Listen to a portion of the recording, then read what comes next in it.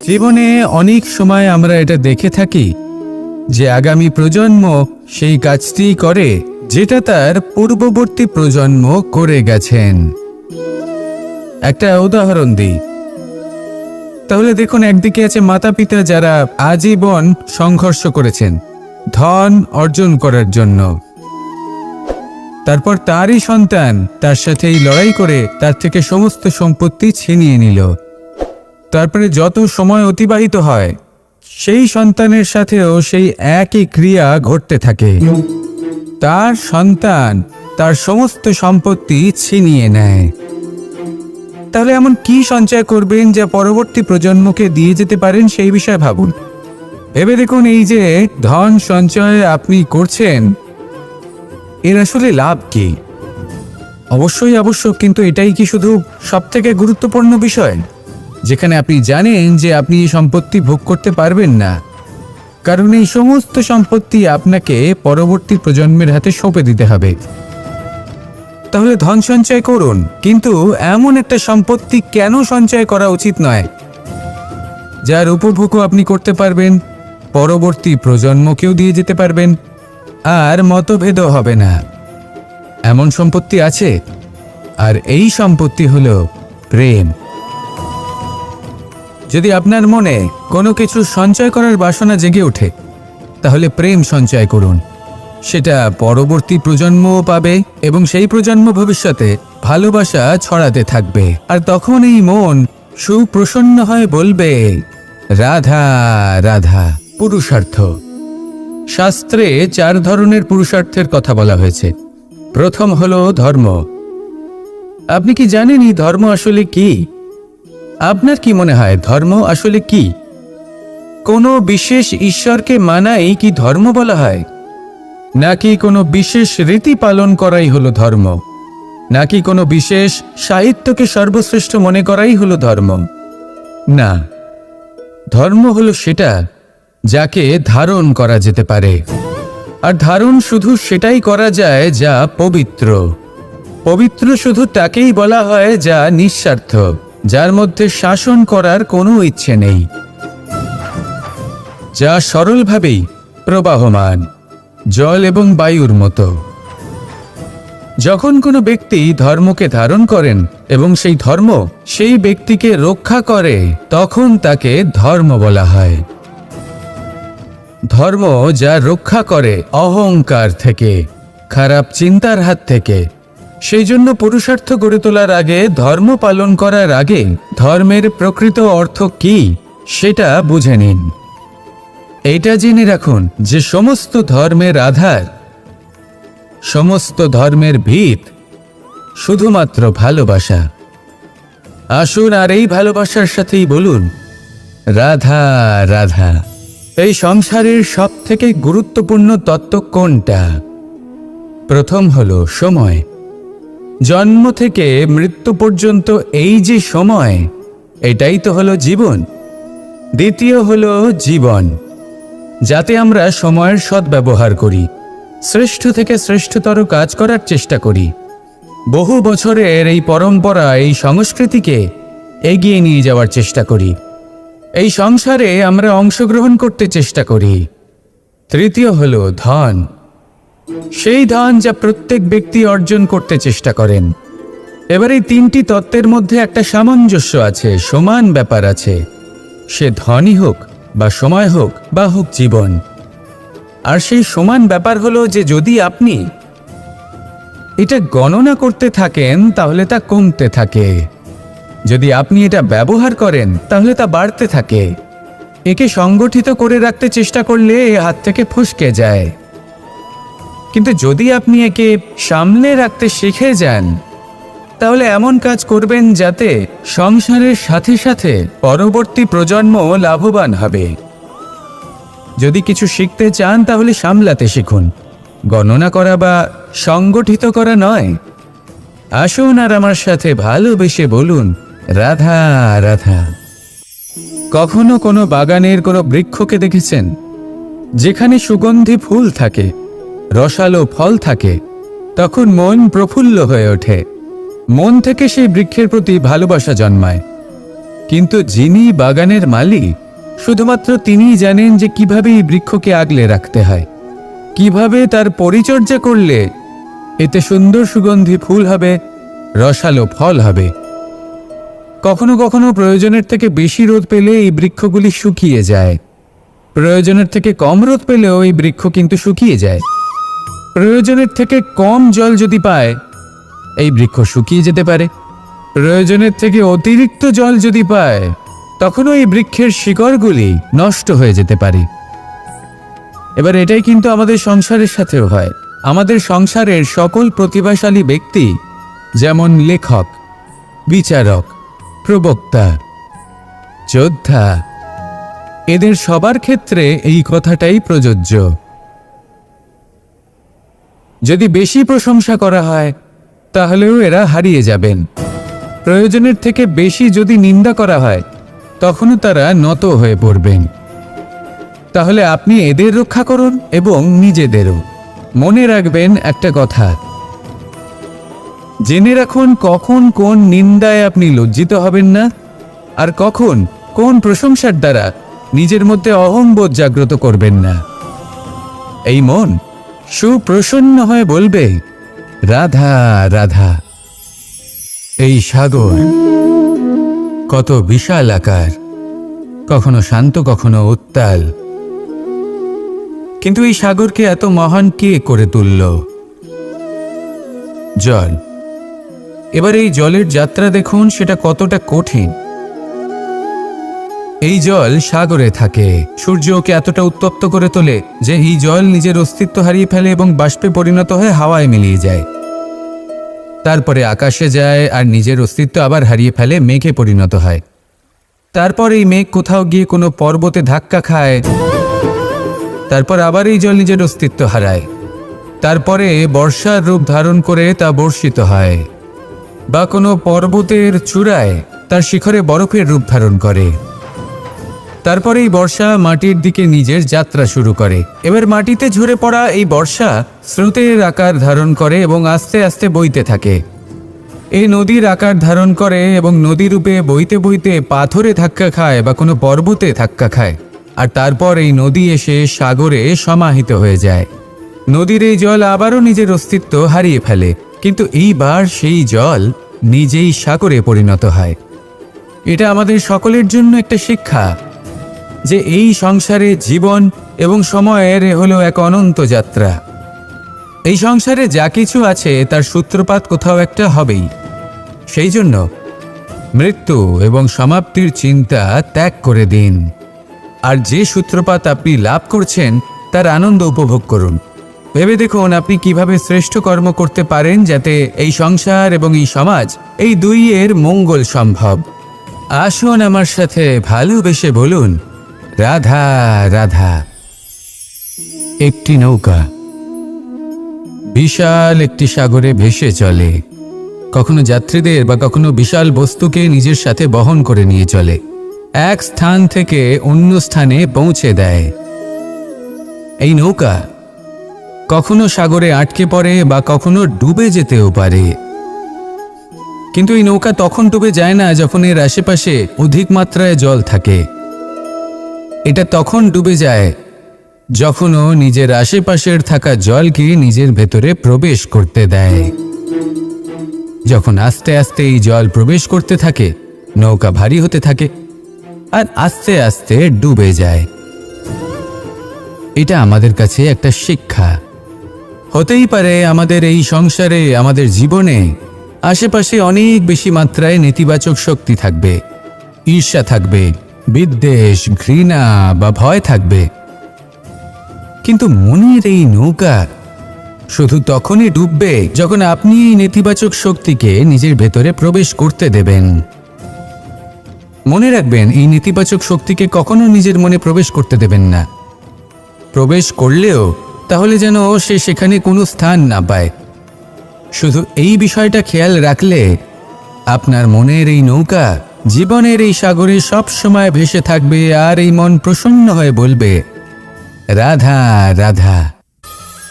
আজ আপনাকে আমি একটা কাহিনী শোনাব। রাধার সখী ললিতা একদিন প্রসাধন করছিল। ও দর্পণে নিজেকে দেখল, আর তখন ওর প্রসাধন ওর ভালো লাগলো না। ও বারংবার নিজের প্রসাধন বদলাতে থাকলো আর দর্পণের দিকে তাকালো। কখনো ফুল বদলালো, কখনো বস্ত্র বদলালো, কখনো আভূষণ বদলালো, কিন্তু কিছুতেই নিজের প্রসাধন ওর ভালো লাগলো না। ওর মনে হতে লাগলো যেন ওর রূপ ওকে ত্যাগ করেছে। ও এই কথা রাধাকে বলল। রাধা ওই দর্পণের দিকে তাকালো, একটা বস্ত্র নিল আর সেই দর্পণকে স্বচ্ছ করে তুলল। তারপর ললিতা ওই দর্পণের দিকে তাকালো আর ও নিজের উদ্ভাসিত রূপ দেখতে পেল, নিজের সৌন্দর্য দেখতে পেল। তাৎপর্য মালিন্য দর্পণে ছিল, তার রূপে নয়। ঠিক সেইভাবেই এই দর্পণের মতোই হলো আমাদের মন। যদি এতে মালিন্য থাকে তাহলে এই সংসারের সবকিছুই মলিন বলে মনে হবে। আপনি যদি এই সংসারের সৌন্দর্য দেখতে চান, এই সংসারের শুভ কি সেটা জানতে চান, তাহলে নিজের মনকে স্বচ্ছ করে তুলুন। আসুন আমার সাথে ভালোবেসে বলুন, রাধা রাধা। এটা কোনো এক সময়ের ঘটনা। মাটির নিচে ছিল জল, আর মাটির ওপর ছিল একটা বৃক্ষ, আর সেই বৃক্ষে ছিল একটা পাতা যা আকাশকে স্পর্শ করত। যখনই কোনো ব্যক্তি আসতেন, সেই পাতাকে দেখে তার প্রশংসা করতেন। তাই বলে, আকাশে সোনার মেঘ কত ছবি আঁকে, আপনার নাম কবু লিখে নাহি রাখে। অর্থাৎ প্রতিনিধি ওই বৃক্ষের পাতাকেই মনে করা হতো, সব প্রশংসা ওই পাতাকেই করা হতো। যেখানে চোখের আড়ালে থাকা সেই জল মাটির নিচে থেকে নিঃস্বার্থভাবে নিজের কাজ করে যেত, সেই বৃক্ষকে শক্তি প্রদান করত। কয়েকদিন পরে সেই পাতার অহংকার হতে শুরু করল। সে ভাবতে শুরু করলো যে আমিই হলাম এই জলের অস্তিত্ব, আমি আছি সেই কারণেই এই জলের কথা স্মরণ করা হয়। আর কিছুদিন পরে সেই বৃক্ষ সেই জল শোষণ করা বন্ধ করে দিল, এবং সর্বপ্রথম মৃত্যু হল সেই পাতার। সেই পাতা যা আকাশকে স্পর্শ করছিল তা ঝরে মাটিতে পড়ে গেল, আর প্রত্যেক ব্যক্তি তার ওপর দিয়ে হেঁটে চলে যেত, তাকে দেখে আর কেউ প্রশংসা করত না। সেই জন্য জীবনে কখনো অহংকার করবেন না, বিশেষ করে তাদের কখনো অহংকার প্রদর্শন করবেন না যাদের কারণে আপনি সাফল্য লাভ করেছেন, যারা আপনার জীবনের আধার। চিরকাল তাদের প্রতি কৃতজ্ঞ থাকুন, তাদের সাথে সম্পর্ক বজায় রাখুন, তাদের সাহায্য করুন, আর আমার সাথে ভালোবেসে বলুন, রাধা রাধা। আপনি কখনো কখনো নিশ্চয়ই কোনো ব্যক্তিকে এটা বলতে শুনেছেন, বা আপনি নিজে বলেছেন বা ভেবে দেখেছেন যে আমি আমার নিজের জীবনে যেটা করতে চেয়েছিলাম সেটা করতে পারলাম না, যে লক্ষ্য অর্জন করতে চেয়েছিলাম সেটা অত্যন্ত কঠিন ছিল, আমি এগোতে পারলাম না, আদি ইত্যাদি। আমরা সবাই কখনো না কখনো ভাবি যে লক্ষ্য আমরা নির্ধারণ করেছি সেটা আমাদের পক্ষে অত্যন্ত কঠিন, প্রায় অসম্ভব। আমাকে বলুন, যে প্রত্যেকটা বস্তু বা সাফল্য যা কিছু আপনি কামনা করেছেন, কোনোটাই কি সরল ছিল? নির্বাচনের সময় সেটা সরল ছিল না, সেই জন্যই আপনি সেই লক্ষ্যটা নির্বাচন করেছেন। কারণ সংসারের যে কোনো বস্তু বা কোনো সাফল্য যদি খুব সহজে পাওয়া যায় বা কম চেষ্টা করেই লাভ করা যায়, সেটা আমাদের ততটা সন্তুষ্ট করে না। সেই জন্য আমরা জেনে বুঝেই কঠিন লক্ষ্য নির্বাচন করি, কারণ সেই লক্ষ্য আমাদের প্রতিস্পর্ধা এবং সংঘর্ষের সম্মুখীন করে, যার সম্মুখীন হয় অগ্রসর হওয়ার পরে আমরা আরও বেশি শ্রেষ্ঠ হয়ে উঠি। সেই জন্য কিছু অসম্ভব কিনা সেই বিষয় চিন্তা করবেন না, শুধু অগ্রসর হতে থাকুন, নিজের কর্ম করুন, সেই লক্ষ্যকে প্রাপ্ত করুন, আর আমার সাথে ভালোবেসে বলুন, রাধা রাধা। প্রত্যেকটি মানুষ জীবনে কখনো না কখনো এই কথাটা নিশ্চয়ই শুনেছেন যে ভাগ্যের থেকে বেশি আর সময়ের পূর্বে কিছুই পাওয়া যায় না। আর এটা সত্যিও বটে, কিন্তু এর থেকেও বড় একটা সত্যি আছে, আর সেটা হলো যে আপনি নিজেই নিজের ভাগ্য রচনা করতে পারেন নিজের কর্মের দ্বারা। যেমন ধরুন, যদি আপনার ভাগ্যে কোনো জিনিস না থাকে তাহলে সেটা এসেও চলে যাবে, আর যদি ভাগ্যে কিছু থাকে তাহলে তা নিজেই আসবে, যদি আপনি সেই কর্ম করেন।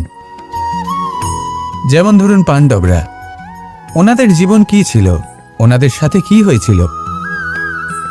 ওনাদের পিতা বনবাসী হয়েছিলেন, অকাল মৃত্যু লাভ করেছিলেন।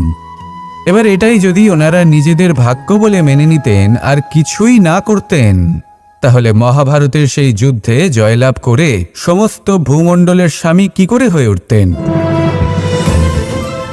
অর্থাৎ হতে পারে সিংহ বনের রাজা, কিন্তু শিকার নিজে পায়ে হেঁটে তার কাছে আসে না। সেই ভোজন লাভ করার জন্য সিংহকে কর্ম করতেই হয়। তাহলে আপনার ভাগ্যে যেটা আছে সেটা আসবে, কিন্তু কর্মের জোরে আসবে। তাই কর্ম করতে থাকুন আর আমার সাথে ভালোবেসে বলুন, রাধা রাধা। মানুষ যখনই কোনো কাজ করেন তখন ওনার মনে একটা প্রশ্ন অবশ্যই আসে যে এই কাজের পরে লোকে নিন্দা করবে নাকি প্রশংসা করবে। এই বিষয়ে ভাবতে ভাবতে ওনারা এটা বুঝতে ভুলে যান যে নিন্দা এবং প্রশংসার বিষয় ভেবে ওনারা নিজেদের একাগ্রতা এবং সমর্পণ দুটোই হারিয়ে ফেলেন। নিন্দা হবে ভেবে ভয় পাওয়ার কি প্রয়োজন? নিন্দাতে অনুচিত কি আছে? উচিত দৃষ্টিভঙ্গি দিয়ে ভেবে দেখুন। নিন্দা এবং প্রশংসা এই দুটোই হলো অনিবার্য।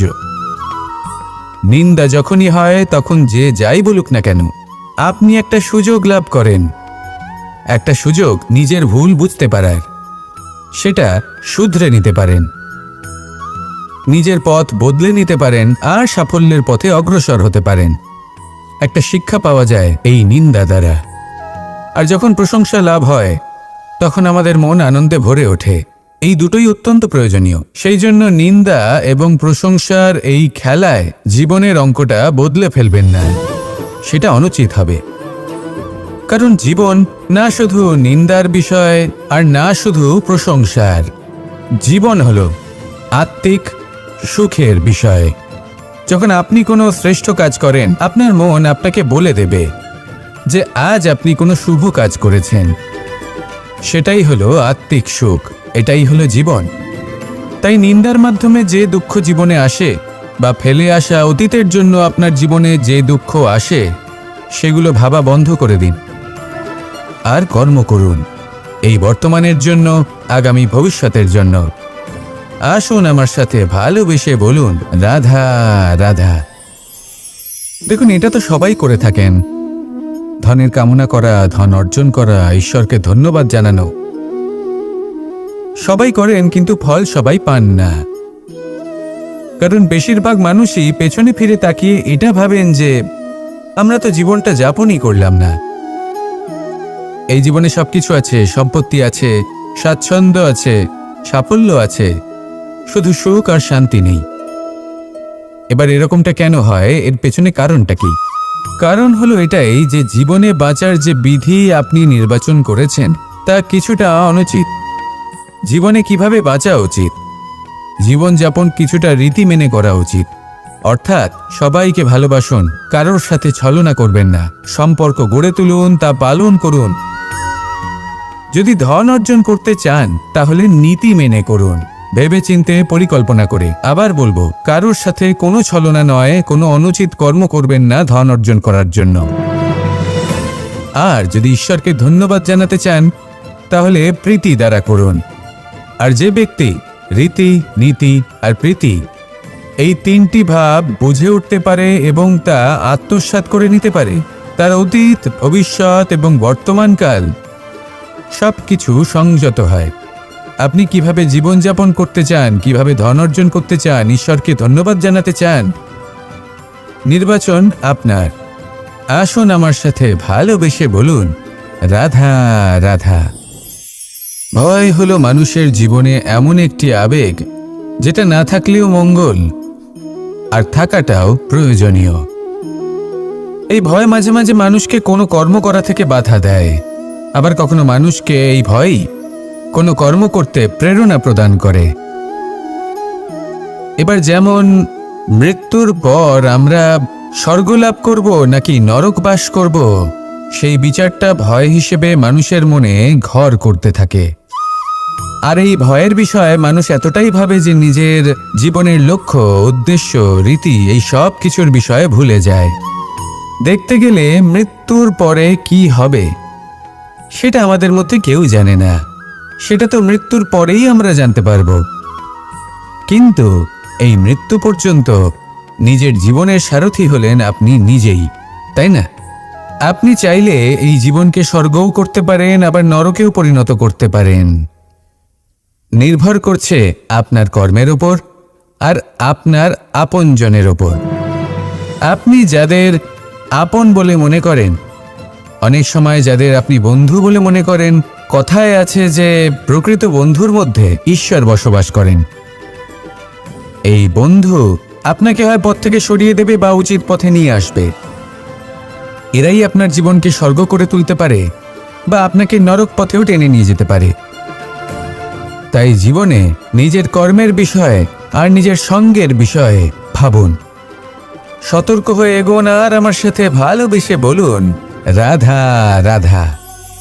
লোভ এবং ক্রোধ এই দুইয়ের মধ্যে সম্পর্ক খুব গভীর। এবার আপনি বলতে পারেন যে এটা আমি কি বলছি, একটু বোঝার চেষ্টা করুন। জীবনে যখনই আমরা কোনো বস্তু লাভ করতে চেষ্টা করি, তার বাসনা পোষণ করি, আর যখন সেই বস্তু আমাদের কাছে আসে, আমরা চাই যে এটা আমাদের সাথেই থাকুক। আমরা সেটা সংরক্ষণ করে রাখার চেষ্টা করি। লোভের জন্ম হয়। আর যখন তাকে সংগ্রহ করে নিজের কাছে ধরে রাখতে পারি না, যখন সেই বস্তু আমাদের থেকে দূরে চলে যায়, তখন সেই লোভ ক্রোধে পরিবর্তিত হয়ে যায়। এবার এই ক্রোধ কি করে? এই ক্রোধ আপনার মনে ভয় উৎপন্ন করবে, কিছু সন্দেহ উৎপন্ন করবে। মনে হবে যে যেন আমি সেই বস্তুর যোগ্যই ছিলাম না, আমার চেষ্টায় কোনো ত্রুটি ছিল, আমিই কোনো অনুচিত কিছু করেছি। আর এই যে ভ্রম, সেটা আস্তে আস্তে আপনার মনকে ব্যাকুল করে তুলবে। আর এই ব্যাকুল মন আস্তে আস্তে আপনার যুক্তিতর্কের ক্ষমতাকে নাশ করে দেবে। তর্ক বিতর্কের শক্তি অর্থাৎ বিবেক। আর যখন আপনি নিজের বিবেক হারাবেন, তখন এমন মনে হবে যেন আপনি নিজের জীবন নষ্ট করেছেন। এর অর্থ এটা নয় যে জীবনে কামনা করবেন না, ইচ্ছে পোষণ করবেন না। অবশ্যই ইচ্ছে পোষণ করুন, আর যা কিছু লাভ করতে চান তা অর্জন করুন, কিন্তু তার প্রতি মনে লোভ জন্মাতে দেবেন না। সেটা অনুচিত ব্যাপার। একবার যদি লোভ জাগ্রত হয়, তাহলে সেটা আপনাকে আপনার পতনের দিকে নিয়ে যাবে। তাহলে লোভকে নিজের থেকে দূরে রাখুন, ক্রোধও আপনার থেকে দূরে থাকবে। আসুন আমার সাথে ভালোবেসে বলুন, রাধা রাধা। কখনো কখনো আমরা অনেক কিছু ভাবি, তারপর দুঃখী হয়ে যাই যে এত কিছু ভাবা সত্ত্বেও আমরা যে কর্ম করতে চেয়েছিলাম সেটা করতেই পারলাম না, যে লক্ষ্যটা আমরা লাভ করতে চাইছিলাম সেটা করতেই পারলাম না। আমরা সংসারের সামনে এটা ঘোষণা করে ফেলি, কথা দিয়ে ফেলি যে এই কর্ম আমি করে দেখাবো, এই সাফল্য আমি প্রাপ্ত করেই ছাড়ব, কিন্তু করতেই পারি না। তার কারণটা কি? চেতনা, আমাদের একাগ্রতা। আমরা একাগ্র হয়ে পড়ি এই সংসারকে কিছু প্রমাণ করে দেখানোর জন্য, যেখানে আমাদের একাগ্রচিত্ত হওয়া উচিত নিজেদের কর্মের ওপর। কোনো বস্তু বা কোনো সাফল্যের কামনা করা, তার জন্য পরিকল্পনা করা, তার জন্য কর্ম করা আর তা প্রাপ্ত করা, এটা আমাদের কর্তব্য। আর আমাদের মনোযোগ শুধু সেদিকেই কেন্দ্রীভূত হওয়া প্রয়োজনীয়। এই সংসারকে বলার কোনো প্রয়োজন নেই। একবার যদি আপনি কর্ম করে দেখান, তাহলে সংসার এমনিও দেখতে পাবে। সেই জন্য প্রতিশ্রুতি দেবার পরিবর্তে দৃঢ় সংকল্প করে অগ্রসর হতে থাকুন। শুধু ভাবার বদলে কর্ম করতে শিখুন, আর বলার পরিবর্তে সেটা করে দেখাতে শিখুন। একবার সাফল্য লাভ করুন, তারপর এই সংসারকে বলবেন যে এটা আমি ভেবেছিলাম আর সেটাই আমি করে দেখিয়েছি। কর্ম করুন। আর আসুন আমার সাথে ভালোবেসে বলুন, রাধা রাধা। জীবনে অনেক সময় আমরা এটা দেখে থাকি যে আগামী প্রজন্ম সেই কাজটি করে যেটা তার পূর্ববর্তী প্রজন্ম করে গেছেন। একটা উদাহরণ দিই, তাহলে দেখুন, একদিকে আছে মাতা পিতা যারা আজীবন সংঘর্ষ করেছেন ধন অর্জন করার জন্য। তারপর তারই সন্তান তার সাথে এই লড়াই করে তার থেকে সমস্ত সম্পত্তি ছিনিয়ে নিল। তারপরে যত সময় অতিবাহিত হয় সেই সন্তানের সাথেও সেই একই ক্রিয়া ঘটতে থাকে। তার সন্তান তার সমস্ত সম্পত্তি ছিনিয়ে নেয়। তাহলে এমন কি সঞ্চয় করবেন যা পরবর্তী প্রজন্মকে দিয়ে যেতে পারেন, সেই বিষয়ে ভাবুন। ভেবে দেখুন, এই যে ধন সঞ্চয় আপনি করছেন, এর আসলে লাভ কি? অবশ্যই আবশ্যক, কিন্তু এটাই কি শুধু সবথেকে গুরুত্বপূর্ণ বিষয়, যেখানে আপনি জানেন যে আপনি এই সম্পত্তি ভোগ করতে পারবেন না, কারণ এই সমস্ত সম্পত্তি আপনাকে পরবর্তী প্রজন্মের হাতে সঁপে দিতে হবে। তাহলে ধন সঞ্চয় করুন, কিন্তু এমন একটা সম্পত্তি কেন সঞ্চয় করা উচিত নয় যার উপভোগও আপনি করতে পারবেন, পরবর্তী প্রজন্মকেও দিয়ে যেতে পারবেন, আর মতভেদও হবে না। এমন সম্পত্তি আছে, আর এই সম্পত্তি হলো প্রেম। যদি আপনার মনে কোনো কিছু সঞ্চয় করার বাসনা জেগে ওঠে, তাহলে প্রেম সঞ্চয় করুন। সেটা পরবর্তী প্রজন্মও পাবে এবং সেই প্রজন্ম ভবিষ্যতে ভালোবাসা ছড়াতে থাকবে। আর তখন এই মন সুপ্রসন্ন হয়ে বলবে, রাধা রাধা। পুরুষার্থ। শাস্ত্রে 4 ধরনের পুরুষার্থের কথা বলা হয়েছে। প্রথম হলো ধর্ম। আপনি কি জানেন এই ধর্ম আসলে কি? আপনার কি মনে হয় ধর্ম আসলে কি? কোনো বিশেষ ঈশ্বরকে মানাই কি ধর্ম বলা হয়? নাকি কোনো বিশেষ রীতি পালন করাই হলো ধর্ম? নাকি কোনো বিশেষ সাহিত্যকে সর্বশ্রেষ্ঠ মনে করাই হলো ধর্ম? না, ধর্ম হলো সেটা যাকে ধারণ করা যেতে পারে। আর ধারণ শুধু সেটাই করা যায় যা পবিত্র। পবিত্র শুধু তাকেই বলা হয় যা নিঃস্বার্থ, যার মধ্যে শাসন করার কোনো ইচ্ছে নেই, যা সরলভাবেই প্রবাহমান, জল এবং বায়ুর মতো। যখন কোনো ব্যক্তি ধর্মকে ধারণ করেন এবং সেই ধর্ম সেই ব্যক্তিকে রক্ষা করে, তখন তাকে ধর্ম বলা হয়। ধর্ম যা রক্ষা করে অহংকার থেকে, খারাপ চিন্তার হাত থেকে। সেই জন্য পুরুষার্থ গড়ে তোলার আগে, ধর্ম পালন করার আগে ধর্মের প্রকৃত অর্থ কি সেটা বুঝে নিন। এইটা জেনে রাখুন যে সমস্ত ধর্মের আধার, সমস্ত ধর্মের ভিত শুধুমাত্র ভালোবাসা। আসুন আর এই ভালোবাসার সাথেই বলুন, রাধা রাধা। এই সংসারের সবথেকে গুরুত্বপূর্ণ তত্ত্ব কোনটা? প্রথম হলো সময়। জন্ম থেকে মৃত্যু পর্যন্ত এই যে সময়, এটাই তো হলো জীবন। দ্বিতীয় হলো জীবন, যাতে আমরা সময়ের সদ্ব্যবহার করি, শ্রেষ্ঠ থেকে শ্রেষ্ঠতর কাজ করার চেষ্টা করি। বহু বছরের এই পরম্পরা, এই সংস্কৃতিকে এগিয়ে নিয়ে যাওয়ার চেষ্টা করি। এই সংসারে আমরা অংশগ্রহণ করতে চেষ্টা করি। তৃতীয় হলো ধন। সেই ধন যা প্রত্যেক ব্যক্তি অর্জন করতে চেষ্টা করেন।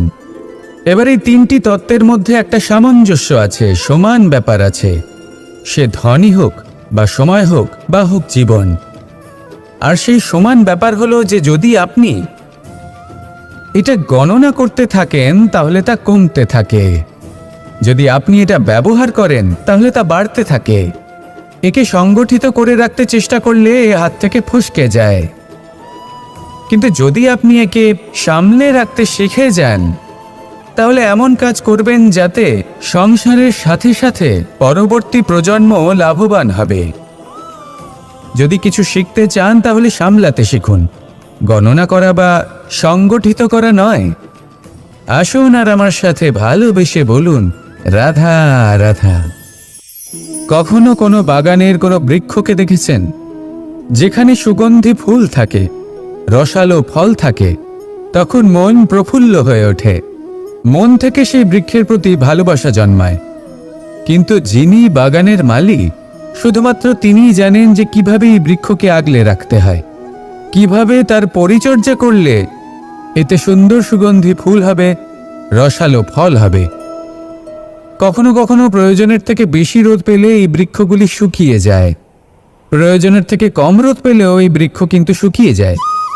প্রয়োজনের থেকে কম জল যদি পায় এই বৃক্ষ শুকিয়ে যেতে পারে, প্রয়োজনের থেকে অতিরিক্ত জল যদি পায় তখনও এই বৃক্ষের শিকড়গুলি নষ্ট হয়ে যেতে পারে। এবার এটাই কিন্তু আমাদের সংসারের সাথেও হয়।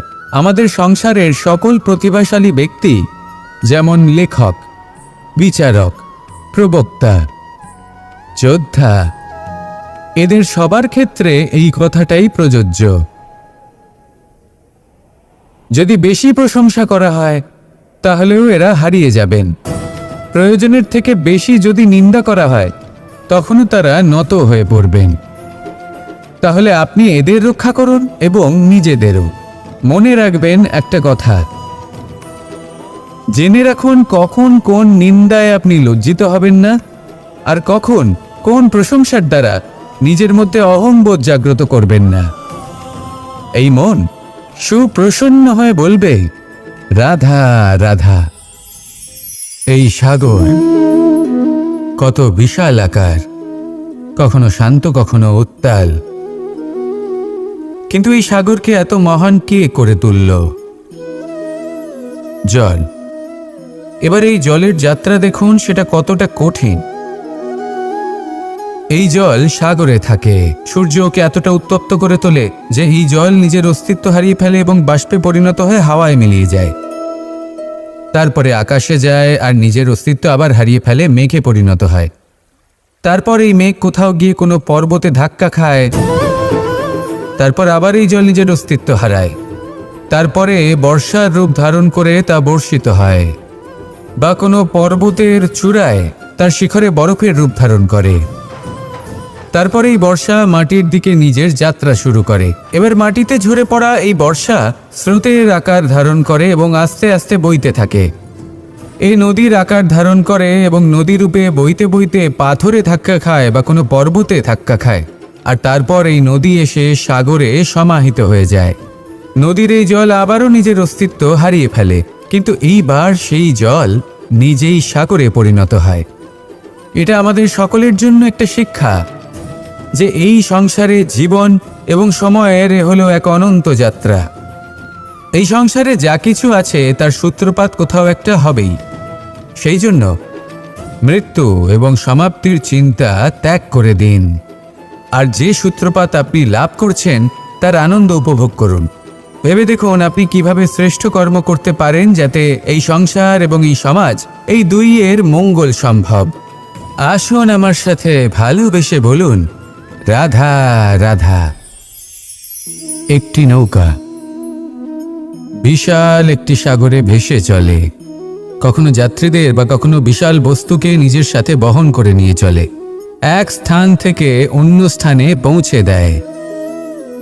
এই নৌকা কখনো সাগরে আটকে পড়ে বা কখনো ডুবে যেতেও পারে, কিন্তু এই নৌকা তখন ডুবে যায় না যখন এর আশেপাশে অধিক মাত্রায় জল থাকে। এটা তখন ডুবে যায় যখন ও নিজের আশেপাশের থাকা জলকে নিজের ভেতরে প্রবেশ করতে দেয়। যখন আস্তে আস্তে এই জল প্রবেশ করতে থাকে, নৌকা ভারী হতে থাকে আর আস্তে আস্তে ডুবে যায়। এটা আমাদের কাছে একটা শিক্ষা। হতেই পারে আমাদের এই সংসারে, আমাদের জীবনে আশেপাশে অনেক বেশি মাত্রায় নেতিবাচক শক্তি থাকবে, ঈর্ষা থাকবে, বিদ্বেষ, ঘৃণা বা ভয় থাকবে, কিন্তু মনের এই নৌকা শুধু তখনই ডুববে যখন আপনি এই নেতিবাচক শক্তিকে নিজের ভেতরে প্রবেশ করতে দেবেন। মনে রাখবেন, এই নেতিবাচক শক্তিকে কখনো নিজের মনে প্রবেশ করতে দেবেন না। প্রবেশ করলেও তাহলে যেন সে সেখানে কোনো স্থান না পায়। শুধু এই বিষয়টা খেয়াল রাখলে আপনার মনের এই নৌকা জীবনের এই সাগরে সব সময় ভেসে থাকবে, আর এই মন প্রসন্ন হয়ে বলবে, রাধা রাধা। আজ আপনাকে আমি একটা কাহিনী শোনাবো। রাধার সখী ললিতা একদিন প্রসাধন করছিল। ও দর্পণে নিজেকে দেখল, আর তখন ওর প্রসাধন ওর ভালো লাগলো না। ও বারংবার নিজের প্রসাধন বদলাতে থাকলো আর দর্পণের দিকে তাকালো। কখনো ফুল বদলালো, কখনো বস্ত্র বদলালো, কখনো আভূষণ বদলালো, কিন্তু কিছুতেই নিজের প্রসাধন ওর ভালো লাগলো না। ওর মনে হতে লাগলো যেন ওর রূপ ওকে ত্যাগ করেছে। ও এই কথা রাধাকে বলল। রাধা ওই দর্পণের দিকে তাকালো, একটা বস্ত্র নিল আর সেই দর্পণকে স্বচ্ছ করে তুলল। তারপর ললিতা ওই দর্পণের দিকে তাকালো আর ও নিজের উদ্ভাসিত রূপ দেখতে পেল, নিজের সৌন্দর্য দেখতে পেল। তাৎপর্য মালিন্য দর্পণে ছিল, তার রূপে নয়। ঠিক সেইভাবেই এই দর্পণের মতোই হলো আমাদের মন। যদি এতে মালিন্য থাকে তাহলে এই সংসারের সবকিছুই মলিন বলে মনে হবে। আপনি যদি এই সংসারের সৌন্দর্য দেখতে চান, এই সংসারের শুভ কি সেটা জানতে চান, তাহলে নিজের মনকে স্বচ্ছ করে তুলুন। আসুন আমার সাথে ভালোবেসে বলুন, রাধা রাধা। এটা কোনো এক সময়ের ঘটনা। মাটির নিচে ছিল জল, আর মাটির ওপর ছিল একটা বৃক্ষ, আর সেই বৃক্ষে ছিল একটা পাতা যা আকাশকে স্পর্শ করত। যখনই কোনো ব্যক্তি আসতেন, সেই পাতাকে দেখে তার প্রশংসা করতেন। তাই বলে আকাশে সোনার মেঘ, কত ছবি আঁকে আপনার নাম কবু লিখে নাহি রাখে। অর্থাৎ প্রতিনিধি ওই বৃক্ষের পাতাকেই মনে করা হতো, সব প্রশংসা ওই পাতাকেই করা হতো। যেখানে চোখের আড়ালে থাকা সেই জল মাটির নিচে থেকে নিঃস্বার্থভাবে নিজের কাজ করে যেত, সেই বৃক্ষকে শক্তি প্রদান করত। কয়েকদিন পরে সেই পাতার অহংকার হতে শুরু করল। সে ভাবতে শুরু করলো যে আমিই হলাম এই জলের অস্তিত্ব, আমি আছি সেই কারণেই এই জলের কথা স্মরণ করা হয়। আর কিছুদিন পরে সেই বৃক্ষ সেই জল শোষণ করা বন্ধ করে দিল, এবং সর্বপ্রথম মৃত্যু হলো সেই পাতার। সেই পাতা যা আকাশকে স্পর্শ করছিল তা ঝরে মাটিতে পড়ে গেল, আর প্রত্যেক ব্যক্তি তার ওপর দিয়ে হেঁটে চলে যেত, তাকে দেখে আর কেউ প্রশংসা করত না। সেই জন্য জীবনে কখনো অহংকার করবেন না, বিশেষ করে তাদের কখনো অহংকার প্রদর্শন করবেন না যাদের কারণে আপনি সাফল্য লাভ করেছেন, যারা আপনার জীবনের আধার। চিরকাল তাদের প্রতি কৃতজ্ঞ থাকুন, তাদের সাথে সম্পর্ক বজায় রাখুন, তাদের সাহায্য করুন, আর আমার সাথে ভালোবেসে বলুন, রাধা রাধা। আপনি কখনো কখনো নিশ্চয়ই কোনো ব্যক্তিকে এটা বলতে শুনেছেন, বা আপনি নিজে বলেছেন বা ভেবে দেখেছেন যে আমি আমার নিজের জীবনে যেটা করতে চেয়েছিলাম সেটা করতে পারলাম না, যে লক্ষ্য অর্জন করতে চেয়েছিলাম সেটা অত্যন্ত কঠিন ছিল, আমি এগোতে পারলাম না, আদি ইত্যাদি। আমরা সবাই কখনো না কখনো ভাবি যে লক্ষ্য আমরা নির্ধারণ করেছি সেটা আমাদের পক্ষে অত্যন্ত কঠিন, প্রায় অসম্ভব।